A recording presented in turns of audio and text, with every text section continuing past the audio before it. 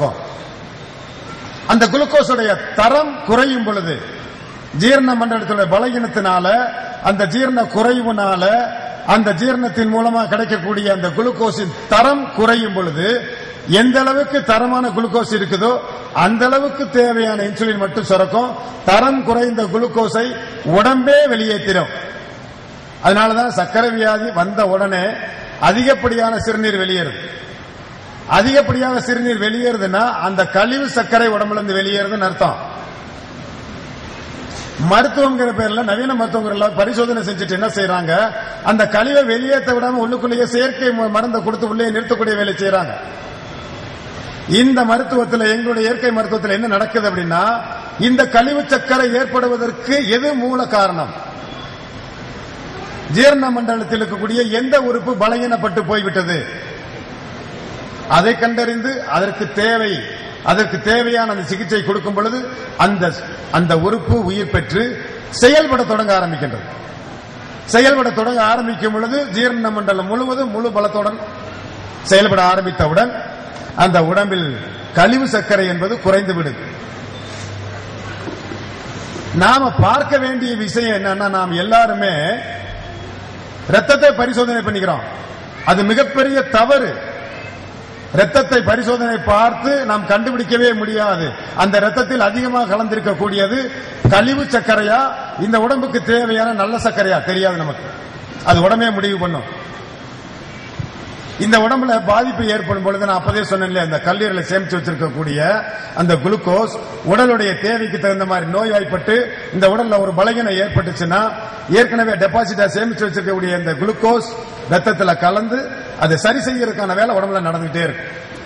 இது உடம்புல மாறி மாறி நடந்துகிட்டே இருக்கு, உடம்புடைய தேவைக்கு தகுந்த மாதிரி. அப்ப நாம பார்க்க வேண்டிய விஷயம் என்ன அப்படின்னா, நமக்கு உடம்புல சுகம் இருக்குதா, சுகம் இல்லையா, கஷ்டம் இருக்குதா, கஷ்டம் இல்லையா, நாம் சாப்பிடக்கூடிய உணவு ஜீரணிக்க முடியுதா இல்லையா, படுத்தா தூக்கம் வருதா இல்லையா, தூங்கி எந்திரிக்கும் போது சுறுசுறுப்பா இருக்குமா இல்லையா, இதுதான் நாம் ஆரோக்கியமா இருக்கிறோமா இல்லையாங்கிறதுக்கான அளவுகோல். நம்முடைய அளவுகள் இப்ப எப்படின்னா, ஒரு பிளட் டெஸ்ட் பாத்துறோம், நமக்கு சக்கரை வியாதி இப்ப இல்ல, 150 தான் இருக்கு, குறைஞ்சிருச்சு. பிரஷர் கட்டி பாக்குறோம், பிரஷர் 90 110 தான் இருக்குது, அப்ப நமக்கு ஒன்னும் நோய் இல்லை, இப்படி முடிவு பண்றோம். ஆனா எத்தனை தொந்தரவுகள் இருந்தாலும், எவ்வளவு கஷ்டங்கள் இருந்தாலும், அதில் அளவுகோல், நாம் பார்க்க வேண்டிய அளவுகோல், நமக்கு ஜீரணம் சரியாக நடைபெறுகின்றதா, பசி எடுக்கின்றதா, நாம் சாப்பிட்ட உணவு சிரமம் இல்லாது ஜீரணமாகின்றதா, படுத்தா தூக்கம் வருதா, ஆழ்ந்த தூக்கம் தான் ஒரு மனிதன் ஆரோக்கியமா இருக்கிறான்னு அர்த்தம். படுத்த உடனே தூக்கம் வருது அப்படின்னா அந்த மனிதன் ஆரோக்கியமா இருக்கிறார்னு அர்த்தம். தூங்கி எழும் பொழுது உடம்புல சுறுசுறுப்பு இருக்குதான்னு பார்க்கணும். அந்த உடம்புல சுறுசுறுப்பு இல்லைன்னா அன்றைக்கு முதல் நாள் நான் உண்ட உணவு முறை தவறு. நாம் தூங்கி எழும் பொழுது உடம்பில் அசதி சோர்வு இருக்குதுன்னா அன்னைக்கு முதல் நாள் நாம் உண்டுகின்ற உணவு, நான் உணவு எடுத்த முறை தவறுங்கிறத உணர்ந்து கொள்ள வேண்டும். அப்ப நாம் கவனிக்க வேண்டிய விஷயம், உங்களுடைய வயிறு மட்டும் கவனிங்க. இயற்கை மருத்துவம் சார்ந்த அனைத்து மருத்துவ முறைகள் என்னமே சொல்ல தெரியுங்களா? நம்முடைய நோய் வந்த சிகிச்சைக்கு பட்டினி சிறந்த மருத்துவம் சொல்லுது, சும்மா இருத்தலே சுகம்னு சொல்லுது. ஆனா நாம யாரும் அதை கடைபிடிக்கிறோமா? ஒரே ஒரு நோய்க்கு மட்டும் கடைபிடிக்கிறோம் தெரியுங்களா? எந்த நோய் சொல்ல பார்ப்போம் யாராவது? அந்த ஒரு நோய் மட்டும் வந்துச்சுன்னா நம்ம சாப்பிட மாட்டோம், உண்ண மாட்டோம், பேசாம படுத்தே கிடப்போம்.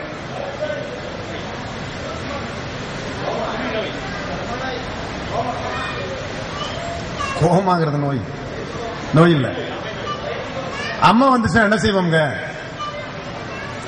நம்ம வீட்டுல நமக்கு யாருக்காவது அம்மா வந்துச்சுன்னா என்ன செய்வோம்? முதல்ல உணவு உண்ணுவதை நிறுத்திடுவோம், பேசாம கம்ப்ளீட் ரெஸ்ட். அவர் பக்கத்துல பழங்களை வாங்கி வச்சிருவான்.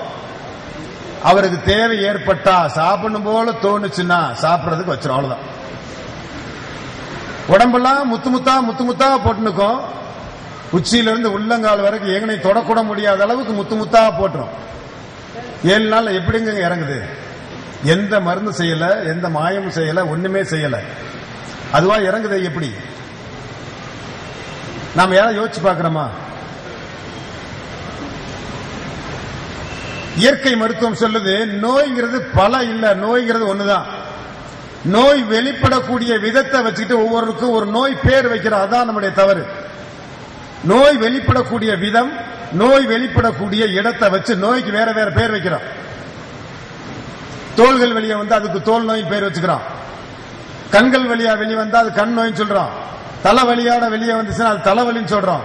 ஒவ்வொரு மூட்டுகளையும் வீங்கிக்கிட்டு வலி ஏற்படுதுன்னா மூட்டு வலின்னு சொல்றோம். தனித்தனியா பேர் வைக்கிறோம். அப்படி இல்ல, நோய் என்பது ஒண்ணு, அது வெளியேறும் விதம் வித்தியாசம். அப்ப அந்த நோய் வாய்ப்படும் பொழுது நாம் இருக்க வேண்டிய முறை உணவை நிறுத்திக் கொள்ள வேண்டும். நோயுடைய தன்மைக்கு தகுந்த மாதிரி உணவு எடுத்துக் கொள்ள வேண்டும். மிக எளிமையாக மிக மிக எளிமையாக ஜீரணிக்கக்கூடிய பல வகைகள் கஞ்சி உணவுகள். இதுதான் நம்ம எடுத்துக்கக்கூடிய உணவு. எங்களுடைய இலக்கு மருத்துவம் என்ற ஒரு தொழில் அழிய வேண்டும், ஒழிய வேண்டும். மருத்துவம் என்ற ஒரு தொழில் ஒழிய வேண்டும், அழிய வேண்டும். ஒவ்வொருவரும் அவரவருடைய உடலுக்கு மருத்துவராக இருக்க வேண்டும் என்பது எங்களுடைய நோக்கம். நீங்க யாரும் மருத்துவரை தேடி போகக்கூடிய ஒரு அவலமான நிலையில் இருந்து நீங்க மாறணும். முதல்ல நம்முடைய பழக்கத்தில் இருக்கக்கூடிய, நாம் சிக்கி இருக்கக்கூடிய அந்த கொடூரமான அந்த கோரமான ரசாயன மருந்திலிருந்து முதல்ல வெளிவரணும். ரசாயன மருந்துடைய பிடியிலிருந்து வெளிவந்து இந்த உடலுடைய இயல்பு இயற்கையை நீங்கள் கவனிக்க ஆரம்பிச்சீங்கன்னா பூராமே விளங்கும். மிக எளிமையாவே இருக்கும். மிகப்பெரிய அதிசயங்கள்லாம் நீங்க பார்க்க முடியும் இந்த உடம்புக்குள்ள. இந்த உடம்பு மிகப்பெரிய அதிசயங்கள் நிறைந்தது. மிகப்பெரிய அதிசயங்கள் நிறைந்த ஒரு தானியங்கி இயந்திரம். இந்த உடம்புக்கு தேவையானதை தானே உற்பத்தி செய்து கொள்ளும். இந்த உடல் தன்னைத்தானே பாதுகாத்துக் கொள்ளக்கூடிய ஆற்றல் உடையது. இதுதான் ஆழமாக மருத்துவத்தை விளங்கியவர்கள் கூற்று. இதை நாம யோசிச்சு பார்ப்போம். அது உண்மையா இருக்குதா, அது பொய்யா இருக்குதா, அது சரியா? அப்படி மனிதனுடைய ஆரம்பத்தை யோசிச்சு பாருங்களேன். மனிதனுடைய கருவறை 40 நாள் கரு எப்படி இருக்கு தெரியுங்களா?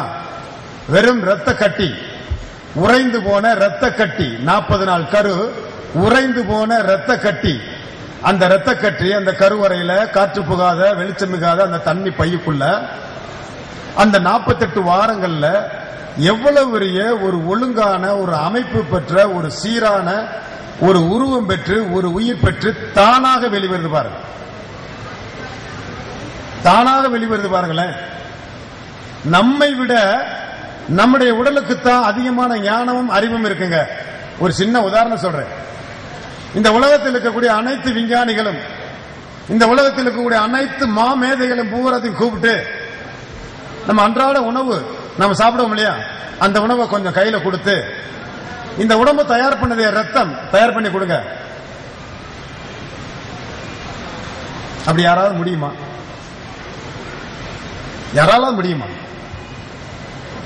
இந்த உடம்பு தயார் பண்ணது இந்த ரத்தத்தை.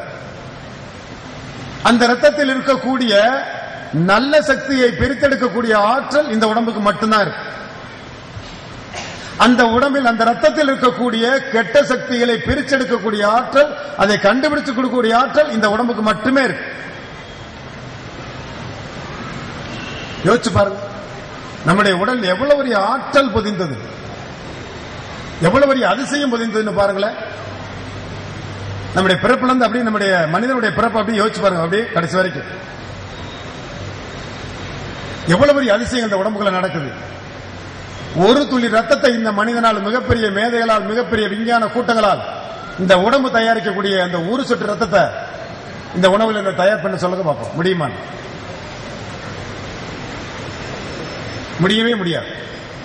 ஏன்னா இந்த உடம்புக்கு தன்னைத்தானே பாதுகாத்துக் கொள்ளக்கூடிய ஆற்றல், இந்த உடம்பு தனக்கு தேவையானதை தானே உற்பத்தி செய்து கொள்ளக்கூடிய ஆற்றல் இந்த உடம்புக்கு மட்டுமே இருக்கு. நாம அங்கதான் தவறு செய்யறோம். அதை மட்டுமே நம்புறதில்லை. அதை மட்டுமே நம்புறதில்லை. இந்த உடம்புல ஏதாவது ஒரு கஷ்டங்கள் ஏற்பட்டுச்சுன்னா உடம்பு பிழிஞ்சு எடுத்து கழிவுகளை பிரிச்சு எடுத்துக்கிட்டுங்கிறது புரியாம அந்த கஷ்டத்தை உடனே நிறுத்தக்கூடிய, உடலுக்கு எதிர்மறையான விளைவை ஏற்படுத்தக்கூடிய ரசாயன மருந்துகளை சாப்பிடக்கூடிய பழக்கத்துக்கு நம்ம ஆளாயிட்டோம். இந்த நிலை முதல்ல மாறணும். இந்த நிலை மாறணும். இந்த மருந்து என்ற ரசாயன கோரப்பிடியிலிருந்து முதல்ல மாறும் பொழுதுதான் மனிதனுக்கு சுவிட்சம் உண்டாகும். இந்த மனிதனுடைய உடல் உங்களுடைய உடல் உங்களுக்கு பல விஷயங்களை கற்றுக் கொடுக்கும். அதை மருந்த போட்டு போட்டு போட்டு அதை சாகடிக்கும் பொழுது அது உங்களுக்கு எந்த விஷயத்தையும் கற்றுக் கொடுக்காது, உங்களுக்கு சிரமத்தையும் கஷ்டத்தையும் அதிகமாக்கி கொடுக்கும். இந்த மருந்து சாப்பிடுறவங்க நீங்களே யோசிச்சு பாருங்களேன். இந்த மருந்தை சாப்பிடும் பொழுது மன ரீதியாக பலமாகிக்கிட்டே வர்றீங்களா, மன ரீதியாக உடைஞ்சு போய்கிட்டே வர்றீங்களா? நீங்களே யோசிச்சு பாருங்க. ஒவ்வொருத்தரும் இந்த மருந்தை கையில் எடுத்து சாப்பிடும் போது இந்த சனியனிலிருந்து நம்ம எப்படா தொலைவோங்கிற எண்ணத்தோட தான் ஒவ்வொரு மனுஷனும் சாப்பிட்டு இருக்காங்க மருந்து. எங்கிட்ட வரக்கூடிய நோயாளிகளுக்கு மருந்தை முதல்ல நிறுத்தணும், மருந்து சாப்பிடக்கூடாது அப்படின்னு சொன்ன உடனே முதல்ல அவங்களுக்கு சந்தோஷம் ஏற்படும். அப்பா, மிகப்பெரிய ஒரு விடுதலை கிடைச்சிருச்சு. ஆனாலும் கூட கொஞ்சம் பயம் வந்திருந்தேன். டாக்டர்லாம் ஏற்கனவே பயமுட்டி வச்சிருக்காங்க, இந்த மருந்து சாப்பிடாட்டி அதாயிரும் இதாயிரும் அப்படி ஆயிரும் இதாயிரும், சக்கரை திடீர்னு கோடிக்கிட்டு திடீர்னு கிட்னி ஃபெயிலியர் ஆயிரும். அயோக்கியத்தனமான பேச்சு. இந்த மருத்துவம் படிக்கக்கூடிய அந்த மருத்துவர்களுடைய படிப்பிலேயே பார்மகாலஜின்னு ஒரு படிப்பு, மருந்தை பற்றிய ஒரு படிப்பு. அந்த படிப்புல ஒவ்வொரு மருந்துகளை படிக்கும் பொழுது அந்த மருந்துகள் எவ்வளவு மோசமான விளைவை உண்டாக்கும் அப்படிங்கிற சேர்த்தே படிக்கிறாங்க. ஒவ்வொரு மருந்துகளும் கிட்னியையும் கல்லீரலும் கேட்டை உண்டாக்குங்கிறத சேர்த்தே படிச்சுக்கிட்டே இருக்கிறாங்க. ஆனா நம்மகிட்ட அதை சொல்றதே இல்லை. ஒரு மனிதனுடைய கிட்னியையும் கல்லீரலையும் கெடுத்து அவனை எப்படி ஒரு ஆரோக்கியமான மனிதனாக பார்க்க முடியும்? இந்த மனிதனுடைய உடம்பில் இருக்கக்கூடிய தசைகளுக்கும் தசை நார்களுக்கும் சக்தியை கொடுக்கக்கூடியது அந்த கல்லீரல். அந்த கல்லீரலை பால்படுத்திட்டு எப்படி இந்த மனிதனை ஆரோக்கியமான மனிதனா பார்க்க முடியும்? இந்த மனிதன் உடல் ரீதியாக பலகீன படப்பட மன ரீதியாக செத்து போய்கிட்டே இருக்கான். இது ஒரு வகையிலான ஒரு அரசியல் பின்னணி இருக்குங்க இந்த மருந்து வியாபாரத்தில். இந்த மக்களை மருந்துக்கு அடிமையாக்கிட்டா நடைபிணமாக ஆக்க முடியும். ஒரு கெமிக்கல் வார். இந்த ரசாயன மருந்துகளோட இந்த மக்களை அடிமையை ஆக்கிட்டா இந்த மக்களை என்ன வேண்டாலும் செய்யலாம். அந்த நிலைக்கு ஆளாயிரும் இந்த மருந்து அந்த நிலைக்கு நம்மளை ஆளாக்கிறோம். அந்த மருந்துடைய கொடூரம் எந்த நிலைக்கு நம்மளை உண்டாக்கும்னா நம்முடைய ஊக்கத்தை அழிச்சிடும், நம்முடைய புத்துணர்ச்சியை காலியாக்கிறோம். ஏதோ வாழ்றோம், வெந்த சோத்தை தின்னுட்டு விதி வந்தா சாவும் அப்படிங்கிற ஒரு அவலமான ஒரு நிலைக்கு கொண்டு வந்துடும் இந்த மருந்துகள். எதையும் எதிர்கொள்ளக்கூடிய ஒரு ஆற்றல் அழிச்சிடும் இந்த மருந்து. ஒரு மேன்மையான சிந்தனையை இல்லாம ஆக்கியிருந்த மனிதனுக்கு இந்த மருந்து அவ்வளவு கொடூரமான ஒரு விஷயங்கள். இப்ப இந்த மருந்திலிருந்து நாம விடுபடும் பொழுதுதான் நம் உடம்பில் ஆரோக்கியங்கிறது உணரவே முடியும். நம்ம பெரும்பாலுமே பாருங்களேன், உங்களுக்கு நீங்களே கேள்வி கேட்டு பாருங்க, எத்தனை ஆண்டு காலமா நம்ம சாப்பிட்டுக்கிட்டு இருக்கோம். பிறந்ததுல இருந்து இப்ப வரைக்கும் சாப்பிட்டுக்கிட்டே இருக்கு. என்னைக்காவது ஒரு நாள் சாப்பிடுறதுக்கு முன்னாடி இந்த வயிறை ஒரு கேள்வி கேட்டிருக்கல, என்னப்பா பசிக்குதா, சாப்பிடவா, பசி தெரியுதா, சாப்பிடட்டுமா வேணாமா? சாப்பிட்டுக்கிட்டே இருக்கும்போது இந்த வயிறு சொல்லும் போதும் வயிறு நிறைஞ்சிருச்சுன்னு சொல்லும் போதுமே நம்ம நிறுத்தக்கூடிய பழக்கத்தையோ இல்ல சாப்பிடுறதுக்கு முன்னாடி வயிறை பார்க்கக்கூடிய பழக்கத்தையோ நம்ம என்னைக்காவது வச்சிருக்கோமா? யோசிச்சு பாருங்க. உங்க உடம்பில் இருக்கக்கூடிய அத்தனை வியாதிகளும் நீங்குவதற்கு மிக எளிமையான வழி, உங்களுடைய வயிறை கவனிங்க போதும். எப்படி ஏன் அப்படி சொல்றோம் அப்படின்னா, உடம்புல ரெண்டு வேலை தான் நடக்கும். ஒன்னு உட்கிரகித்தல் வேலை, இன்னொரு வேலை கழிவுகளை வெளியேற்றக்கூடிய வேலை. இது மாறி மாறி நடந்துகிட்டே இருக்கும். ஒன்னு நடக்கும் போது இன்னொன்னு நடக்காது. கழிவுகளை வெளியேற்றும் போது உட்கிரகித்தல் வேலை உடம்புல நடக்காது. உட்கிரகித்தல் வேலை உடம்புக்குள்ள நடக்கும்போது கழிவுகளை வெளியேற்றக்கூடிய வேலை நடக்காது. அப்ப நீங்க உங்க உடம்ப கவனிச்சா போதும். இப்ப உடம்புல உட்கிரகித்தல் வேலை நடக்குதா, கழிவுகளை வெளியேற்றக்கூடிய வேலை நடக்குதா? உட்கிரகித்தல் வேலை நடக்குதுன்னா நமக்கு பசி தெரியும், கழிவுகளை வெளியேற்றக்கூடிய வேலை நடக்குதுன்னா பசி தெரியாது. அப்ப நம்ம சிம்பிளா எளிமையா இருக்கலாம் பாருங்க. நோய் இல்லாம வாழ்வதற்கு நம்ம உடம்புல ஏற்கனவே ஏற்பட்டக்கூடிய அனைத்து நோய்களுக்கும் தீர்வு நம்ம பசியை மட்டும் பார்த்தோம். மிக எளிமையா இருக்கு பாத்தீங்களா? இதைத்தான் நம் மருத்துவ முறை, நம்முடைய பாரம்பரியமான மருத்துவ முறை, நாம் மறந்து போன மருத்துவ முறை, சித்த மருத்துவ முறை, ஆயுர்வேதிக் மருத்துவ முறை சொல்லிக் கொடுக்குது. சும்மா இருத்தலே சுகம். எப்ப சும்மா இருக்க சொல்லுது? உங்கள் உடம்பில் நோய் ஏற்பட்டால் நீங்கள் அமைதியான நிலையில், முதலில் மன ரீதியாக அமைதியான நிலையில், பரபரப்பான நிலையில் இல்லாத அமைதியான நிலையில் உடலுக்கு ஓய்வை கொடுத்து அமைதியான நிலையில் இருங்கள். சும்மா இருங்கள், சுகம் கிடைக்கும். எந்த அடிப்படையில் சொல்லுது இந்த மருத்துவம்? இந்த உடம்பில கழிவுகளை வெளியேற்றும் போது உட்கரைத்தல் வேலை நடக்காது. உட்கரைத்தல் வேலை நடக்கும் போது கழிவுகள் வெளியேற்றம் நடக்காது. அப்ப கழிவுகள் வெளியேற்றம், கழிவுகள் அதிகமா தேங்கிருச்சு அப்படின்னா நோய் வந்துருச்சுன்னு அர்த்தம்.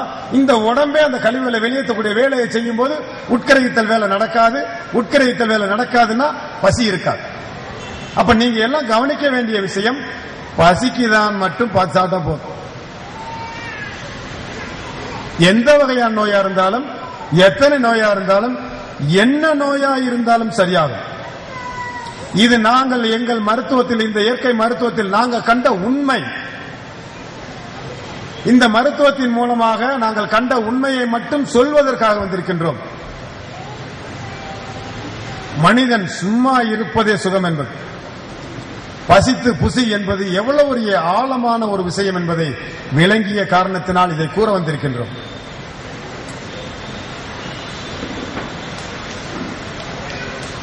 இந்த அடிப்படையில் இப்ப உங்களுக்கு கேள்விகள்.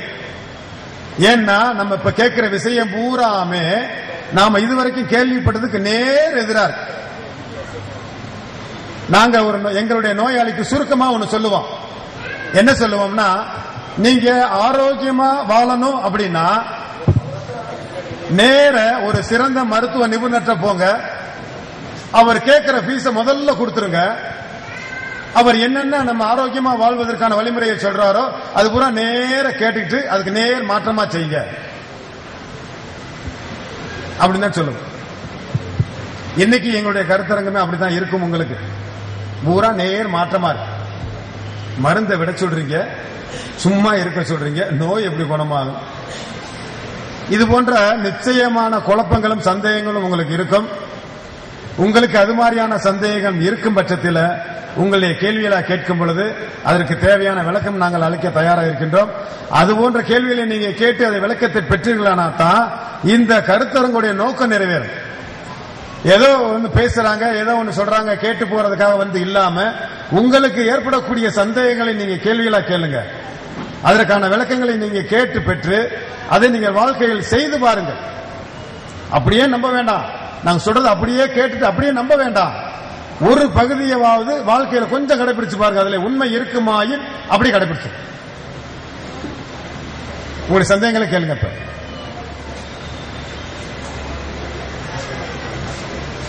யாரும் சந்தேகங்கள் கேட்கறாங்க கை தூக்குனீங்கன்னா உங்களுக்கு மைக் வரும். மைக் கொடுங்க சார்.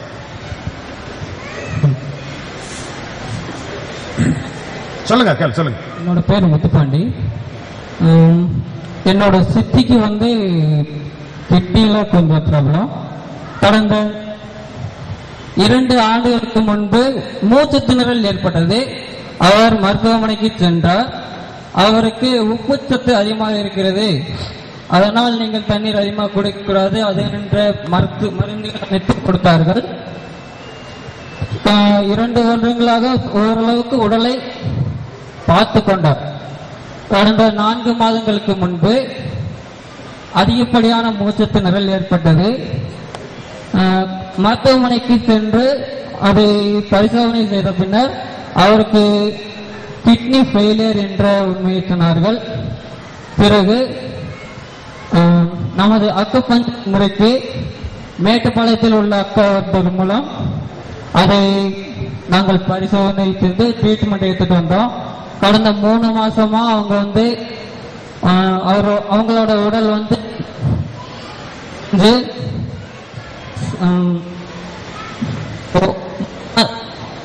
தற்சமயம் அவங்களுக்கு மூச்சு திணறல் வந்து கொஞ்சம் இருக்கிட்டே இருக்குது. மூச்சு திணறலை தாங்க அவங்க 2 நாட்களுக்கு வந்து கேஜி மருத்துவமனைக்கு திரும்பவும்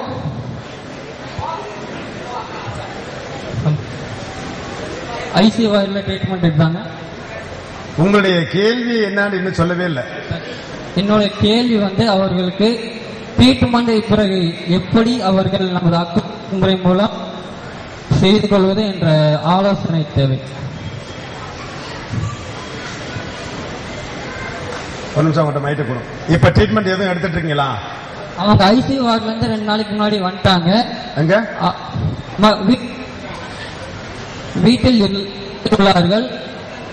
மருந்து மாத்திரை சாப்பிடுறாங்களா? மருந்து மாத்திரை சாப்பிடுறாங்க. ஆனா மருத்துவர்கள் டயாலிசிஸ் பண்ணாதான் பொழைக்க முடியும் அப்படின்னு சொல்றாங்க. நாங்க வேண்டாம்னு சொல்லி இருக்கிறோம். நமது அக்குபஞ்சர் முறையை மீண்டும் அவர்கள் முறையோகித்து நல்ல குணமுனைய வேண்டும். உங்களது ஆலோசனை தயவுசெய்து வாருங்கள். அதாவது பொதுவா உங்ககிட்ட இருந்து ஒரு கேள்வி வருதுன்னா, சாதாரணமா நடைமுறை பாஷையில நடைமுறை பேச்சுல உங்களுடைய கேள்விகளை மட்டும் சுருக்கமா கேட்டா போதும். அதாவது அப்படி என்ன கேட்கறாங்க அப்படின்னா, அவங்களுடைய உறவினர் ஒருத்தருக்கு கிட்னி ஃபெயிலியர்னு சொல்றாங்க. டயாலிசிஸ் பண்ணிக்கிட்டு இருக்காங்களா? பண்றாங்களா இல்லையா? டயாலிசிஸ் பண்ணணும், கிட்னி எல்லாத்தையும் மாத்தணும், அப்பதான் அவங்க பொழப்பாங்க அப்படிங்கிற மாதிரி சொல்லிக்கிட்டு இருக்காங்க. இவங்களுக்கு இந்த மருத்துவத்துல சிகிச்சை இருக்குதா என்னன்னு கேட்கறாங்க. அதான உங்களுடைய கேள்வி? 3 மாசம் அக்குபஞ்சர்ல ட்ரீட்மெண்ட் எடுத்தாங்க. மூச்சு திணறல் தாங்க முடியல. 3 மாசமா மாத்திரை எல்லாம் நிறுத்திட்டு அக்குபஞ்சர் ட்ரீட்மெண்ட் எடுத்துட்டு இருக்காங்க. மூச்சு திணறல் அதிகமா நடந்துகிட்டே இருக்குது. இதுக்கெல்லாம் என்னன்னு கேட்கறாங்க. மனித உடல் முதல்ல 5 பஞ்சபூதங்களால் ஆனது. நிலம், நீர், நெருப்பு, காற்று, ஆகாயம் என்ற பஞ்சபூதங்களால் ஆனது. இந்த கிட்னிங்கிற ஒரு உடம்புல இருக்கக்கூடிய இந்த உறுப்பு உடலில் இருக்கக்கூடிய நீர் சக்தியை சமநிலைப்படுத்தக்கூடிய வேலையை செய்யக்கூடியது நம்ம கிட்னி. உடம்பில் நீர் சக்தியை சமநிலைப்படுத்தக்கூடியது, ஒழுங்குபடுத்தக்கூடிய வேலையை செய்யக்கூடியது இந்த கிட்னி. அந்த கிட்னியில பலம் இழந்து போச்சு அப்படின்னா அந்த கிட்னிக்கு சக்தி எங்கிருந்து கிடைக்கும்னா, நீர் எங்கிருந்து உண்டாகுதுன்னா காற்றிலிருந்து தான் உண்டாகும். அப்ப நமது உடம்புல காற்று சக்தியை ஒழுங்குபடுத்தக்கூடிய வேலையை நம் உடம்பில் கூடிய நுரையீரல் உறுப்பு தான் காற்று சக்தியை சமநிலைப்படுத்தக்கூடிய ஒழுங்குபடுத்தக்கூடிய வேலையை செய்யும். அப்ப இந்த கிட்னி ஃபெயிலியர் கேஸுக்கு அவங்களுக்கு என்ன நடந்திருக்குன்னா, உடம்பில் இருக்கக்கூடிய நீர் சக்தி, அந்த மூலாதார சக்தி சீர்கெட்டு போயிருக்கு. அந்த நீர் சக்தி கெட்டு போயிருக்கு. அந்த நீர் சக்திக்கு மூலம் எங்க இருந்துன்னா காற்றிலிருந்து தான் வரணும். அப்ப அந்த காற்றிலிருந்து கிடைக்கணும் அப்படின்னா அந்த சுவாசம் அதிகமா எடுக்கும். அவங்களுக்கு சுவாசம் உங்களுக்கு அதிகமா எடுக்குது அப்படின்னா அந்த நீர் சக்திக்கு தேவையான சக்தி காற்றிலிருந்து தான் எடுக்கணும். காற்றிலிருந்து தான் நீர் உற்பத்தி ஆகணும். அப்ப காற்றிலிருந்து நீர் உற்பத்தி ஆகக்கூடிய வேலை அந்த உடம்புல நடந்துகிட்டு இருக்கு. ஆனா அவங்களுக்கு சிரமங்கள் இருக்கும். அவங்களுக்கு அந்த மூச்சு எடுக்கக்கூடிய நேரங்கள்ல பசியே எடுக்காது. அந்த கிட்னி ஃபெயிலியர் இருக்கிறவங்களுக்கு உணவு வெறும் திரவ உணவுகளாத்தான் சாப்பிட சொல்லிருப்போம். கெட்டியான உணவு எதுவுமே சாப்பிடக்கூடாது. பசி அதிகமா இருக்காது. பசிக்கிற நேரத்தில் ஏதாவது தண்ணி ஆகாரம், ஏதாவது ஜூஸ், இல்ல ஏதாவது கஞ்சி, இல்ல ஏதாவது சூப், இந்த மாதிரி தண்ணி ஆகாரமா சாப்பிட சொல்லுவோம். இந்த மூச்சு எடுக்கிறது நல்லதுக்கு, பயப்பட வேண்டியதில்லை. இந்த மூச்சு எடுக்க எடுக்க எடுக்கத்தான் அந்த கிட்னிக்கு தேவையான சக்தி அந்த காற்றிலிருந்து கிடைக்கும். ஏன்னா தண்ணீர் உற்பத்தி ஆகுவது காற்றிலிருந்து. நம் உடம்புல காற்று சக்தியை கொடுக்கக்கூடியது, காற்று சக்தியை ஒழுங்குபடுத்தக்கூடிய உறுப்பு நுரையீரல். அந்த நுரையீரல் சுவாசம் அதிகமா எடுக்குதுனாவே உடம்புல ரெக்கவரி ஆகிறதுக்கான வேலை நடக்குது. அது முழுமை அடைகிற வரைக்கும் பொறுமையா தைரியமா நம்பிக்கையா இருக்க சொல்லுங்க, குணமடையும்.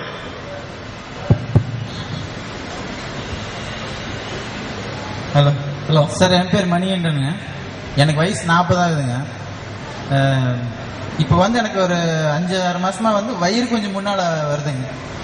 ஆனா அதுக்கு முன்னாடி கொஞ்சம் அல்சர் மாதிரி, நான் டிரைவருங்க, அல்சரா இருக்குன்னு சொல்லி கொஞ்சம் நல்லா சாப்பிட்டு இப்போ ஒரு 6 மாசமா வயிறு அதிகமா வருதுங்க.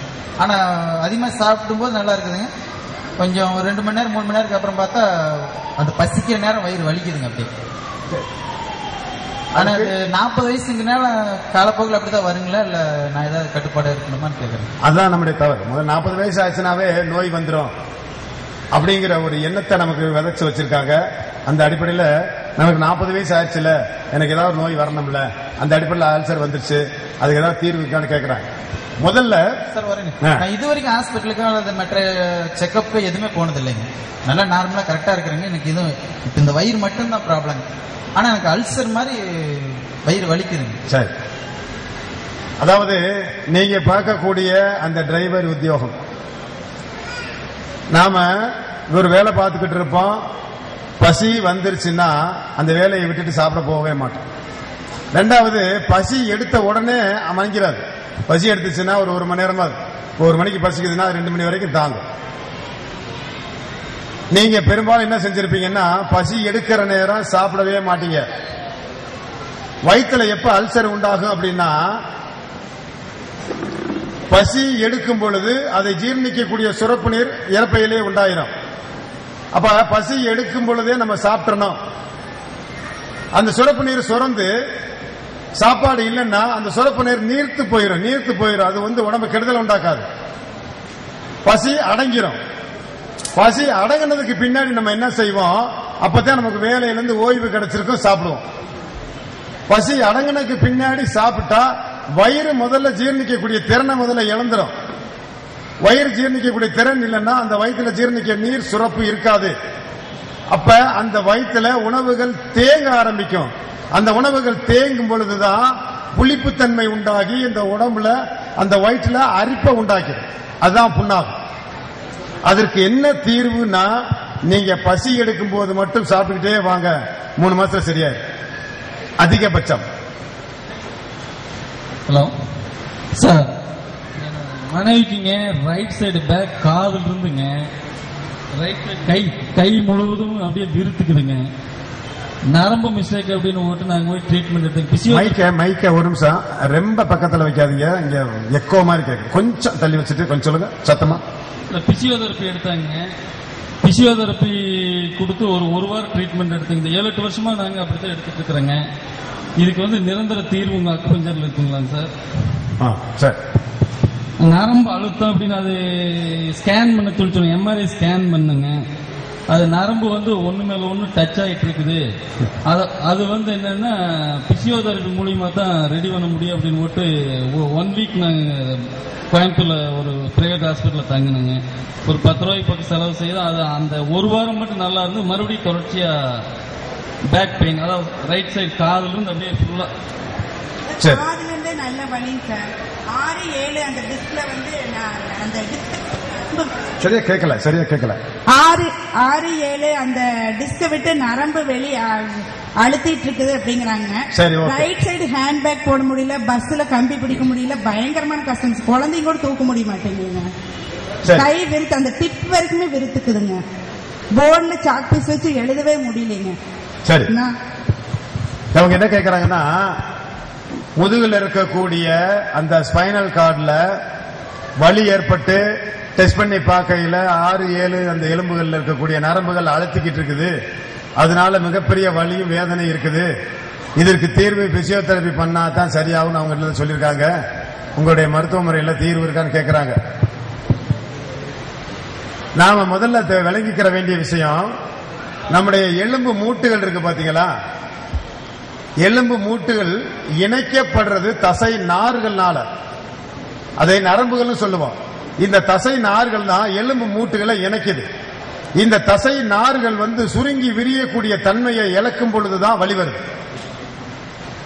அப்ப இந்த தசை நார்கள்ல தான் பிரச்சனையே தவிர இந்த எலும்பு மூட்டுகள்ல எப்பயுமே பிரச்சனையே இல்லை. எலும்பு மனிதனுடைய முக்கியமானது ஸ்பைனல் கார்டு. இந்த ஸ்பைனல் கார்டுல கூடிய எலும்பு 1 இன்ச் லேசா நகண்டா தலையை கூட திருப்ப முடியாது, உண்ணி பேச முடியாது. யாருக்காவது சுளுக்கு வந்தவங்க பாத்திருக்கீங்களா? சுளுக்கு வந்துட்டா அவங்களுடைய குரலே உள்ள போயிடும். காலில் ஏதோ ஒரு இடத்துல சுளுக்கு பிடிச்சி நரம்பை பிடிச்சி இழுத்துக்கிறோம், சத்தம் போட்டு கூட பேச முடியாது. அதே மாதிரி ஸ்பைனல் ரொம்ப முக்கியமானது. அந்த ஸ்பைனல் இருக்கக்கூடிய அந்த நரம்புகளும் அந்த எலும்புகளும் இருக்கிற இடத்தை விட்டு ஒரு நூல் நகண்டா கூட தலையை திருப்ப முடியாது, ஓங்கி பேச முடியாது. ஆனா இவங்களுக்கு இப்ப வர்றது எல்லாமே அந்த தசை நார்கள் சுருங்கி விரியக்கூடிய தன்மையை இழக்கிறது தான் காரணம். அப்ப இந்த தசை நார்களுக்கு சக்தி கொடுக்கக்கூடிய உறுப்புகள் எதுவோ அது ஏன் பலகீனப்பட்டு போச்சுங்கிறத நாடி பரிசோதனையில் ஒரு நிமிஷத்துல தெரிஞ்சிடும். அதுக்குரிய சிகிச்சை கொடுக்கும் பொழுது அந்த தசை நார்கள் பலமடைய ஆரம்பிக்கும். அந்த தசை நார்கள் பலமடைய அங்கே தேங்கி இருக்கக்கூடிய கழிவுகள் எல்லாம் நீங்கி அதெல்லாம் சுகமாயிரும். இந்த மருத்துவத்தில் அதுல முழுமையானதுக்கு தீர்வு இருக்கு.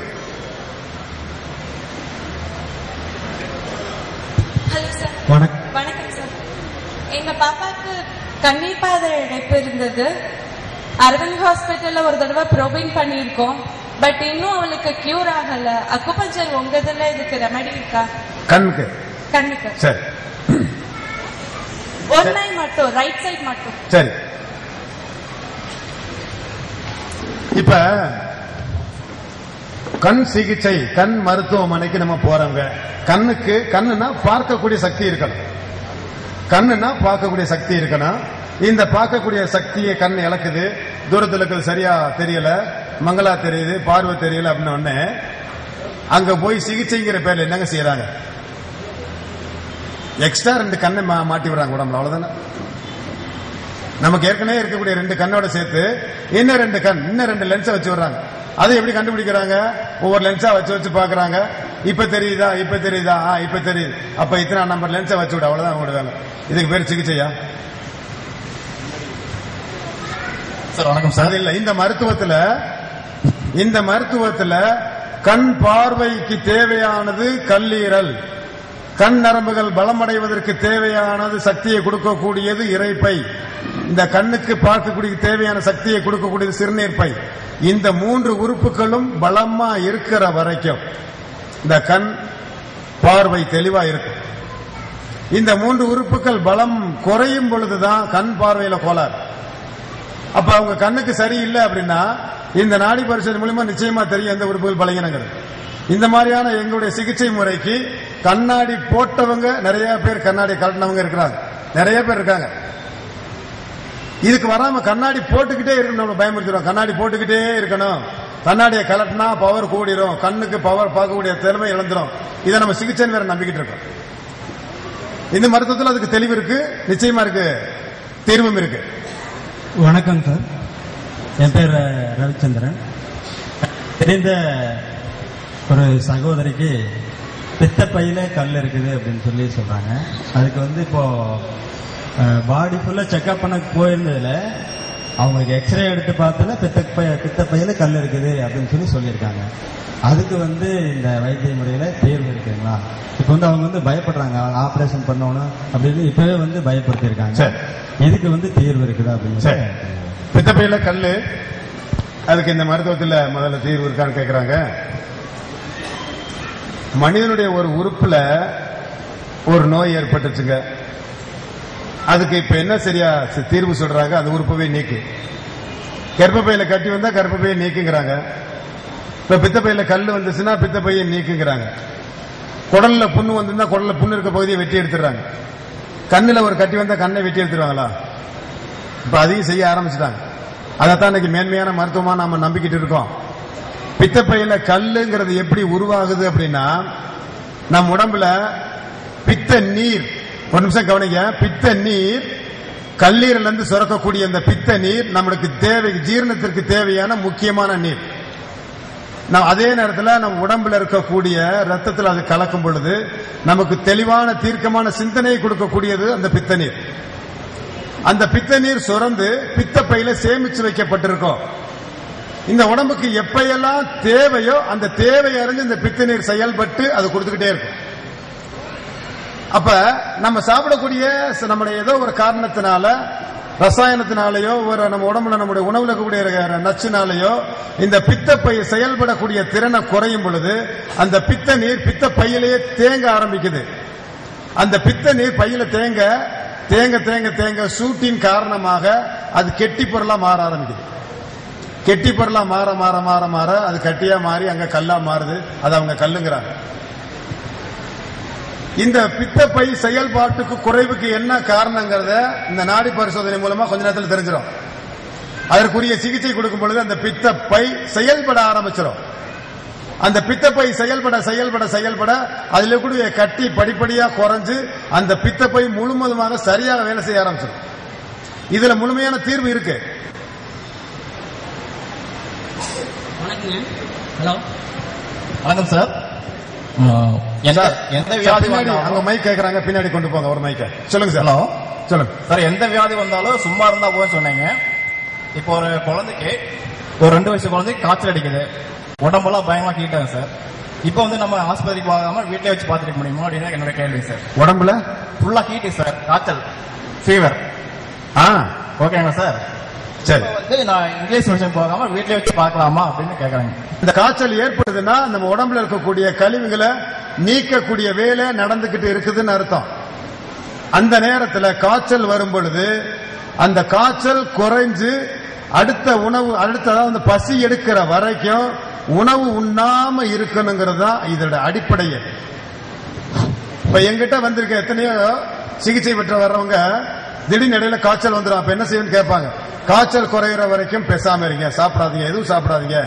ரொம்ப தாகமா இருக்கு, வாயெல்லாம் காஞ்சிட்டு வருதுன்னா இந்த வாயும் உதடும் நனைகிற அளவுக்கு மட்டும் தண்ணி குடிச்சுக்கங்க, வேற எதுவும் சாப்பிடக்கூடாதுன்னு சொல்லிடும். வெறும் பச்சை தண்ணிய அந்த வாய் உதடு காஞ்சிட்டு வர்ற மாதிரி இருக்கும் பொழுது அந்த வாயையும் அந்த உதட்டையும் நனைக்கிற அளவுக்கு மட்டும் தண்ணி குடிச்சுக்கங்க, வேற எதுவும் சாப்பிடக்கூடாது. அந்த காய்ச்சல் தானா குறைஞ்சு அடுத்து பசி வர்ற வரைக்கும் சொல்லும். அப்ப காய்ச்சல் வந்துருச்சுன்னா அந்த காய்ச்சல் குறைகிற வரைக்கும் சும்மா இருந்து மட்டும் பாருங்களேன். அதுக்கு பிறகு அவர் உடம்புல நோய் எதிர்ப்பு சக்தி முழு பலமாயிரும். ஆனா நம்ம எல்லாருமே குழந்தைகளுக்கு தான் மெயினா காய்ச்சல் வரும். ஏன்னா குழந்தை பிறந்ததுல இருந்து தன்னுடைய நோய் எதிர்ப்பு சக்தியை பலப்பட ஒவ்வொரு ஸ்டேஜுக்கு 6 மாசத்துக்கு ஒரு ஸ்டேஜ் உடம்புல ஒரு மாற்றங்கள் ஏற்படும். பல்லு முளைக்கும் போது, குழந்தை குப்புற விழுகும் போது இதெல்லாம் ஒரு வயிற்றால போகும், இல்லாட்டி ஒரு காய்ச்சல் வரும். பல்லு முளைக்கும் போது ஒரு காய்ச்சல் வரும், அந்த குழந்தை எந்திரிச்சு நடக்கிறதுக்கு முன்னாடி ஒரு காய்ச்சல் வரும். இது எல்லாமே அந்த உடம்புல இருக்கக்கூடிய மாற்றங்கள், உடல்நிலையில் இருக்கக்கூடிய நோய் எதிர்ப்பு சக்தியுடைய ஒவ்வொரு ஸ்டேஜ் பை ஸ்டேஜான மாற்றங்கள் வரும்போது அந்த காய்ச்சல் லேசா ஏற்படும். அந்த காய்ச்சல் வரும்போதெல்லாம் நீங்க மருந்து கொடுக்காம அந்த காய்ச்சல் குறைகிற வரைக்கும் உணவும் கொடுக்காம இருந்தீங்கன்னா அந்த குழந்தை எதிர்காலத்தில் நோய் எதிர்ப்பு சக்தி முழு பலத்தோடு இருக்கக்கூடிய குழந்தையாக இருக்கும். எந்த நோயும் ஈஸியா அட்டாக் பண்ணாத அளவுக்கு அந்த குழந்தை ஆரோக்கியமான குழந்தையா இருக்கு. இல்ல அப்படின்னா எடுத்ததுக்கெல்லாம் நம்ம காய்ச்சலுக்கெல்லாம் சளிக்கெல்லாம் மருந்து கொடுக்க அந்த குழந்தை நோஞ்சான குழந்தையா மாறும். அப்ப காய்ச்சல் வந்தா அந்த காய்ச்சல் குறைகிற வரைக்கும் எந்த மருந்தும் கொடுக்க கூடாதுங்கிறதா இயற்கையான விஷயம். இருக்கிற அத்தனை பேருக்கும் பெரியவங்க அத்தனை பேருக்கும் என்னுடைய வணக்கத்தை தெரிவிச்சுட்டேன். என் பேர் பி ஜெயபிரகாஷ். நான் ஒரு சிறிய கேள்வி கேட்கலான் இருக்கேன். உலகத்தில் இருக்கக்கூடிய அத்தனை குழந்தைகளுக்கும் உலக சுகாதார மையமே போலியோ டிராப்ஸ் கொடுக்க சொல்லுது. அந்த போலியோ டிராப்ஸ் கூட ரசாயனம் தான். அந்த போலியோ டிராப்ஸ் ஒரு வீட்லயே ஒரு குழந்தையை விட்டு போகக்கூடாது, பஸ் ஸ்டாண்ட் முதல் ரயில்வே ஸ்டேஷன் அத்தனை கொடுக்கிறாங்க. நீங்க சொல்லக்கூடிய கருத்துக்கள்ல அது ரசாயனம் தான். அப்படின்னா அந்த போலியோ டிராப்ஸ் கூட வேண்டாமா? இதுதான் என்னுடைய கேள்வி. போலியோ டிராப் சொட்டு மருந்து நோய் எதிர்ப்பு சக்தியை கொடுக்கும் சொல்லி விளம்பரப்படுத்தி அரசாங்கமே கொடுத்துக்கிட்டு இருக்கே, இது கொடுக்கலாமான்னு கேட்கிறாங்க. அருமையான கேள்வி, அவசியமான கேள்வி. இன்னைக்கு உலகத்திலேயே மொத்தமே ஒரு 7-8 நாடுகள்ல தான் இந்த போலியோ மருந்தை கொடுத்துக்கிட்டு இருக்கிறாங்க. இந்த போலியோ மருந்தை கண்டுபிடிச்ச அந்த விஞ்ஞானி என்ன சொல்றாங்கன்னா, இந்த மருந்துகளால தான் நோய் வருது அப்படிங்கிற உண்மையை வெளியே சொல்லியிருக்கிறாங்க. ஆனா மருத்துவ உண்மைகள் எல்லாம் மக்களுக்கு வந்து சேர்றதே இல்லை. இந்த மெடிக்கல் ஜேர்னல் அப்படிங்கிற ஒரு விஷயம் மக்கள் மத்தியில பரபரப்பான விஷயத்தை மட்டுமே சொல்லிட்டு மருத்துவ உண்மைகள் எல்லாம் மறைச்சிருது. உலகம் முழுக்க ஆன்டி வேக்சினேஷன் லீக் அப்படிங்கிற ஒரு அமைப்பு உலகம்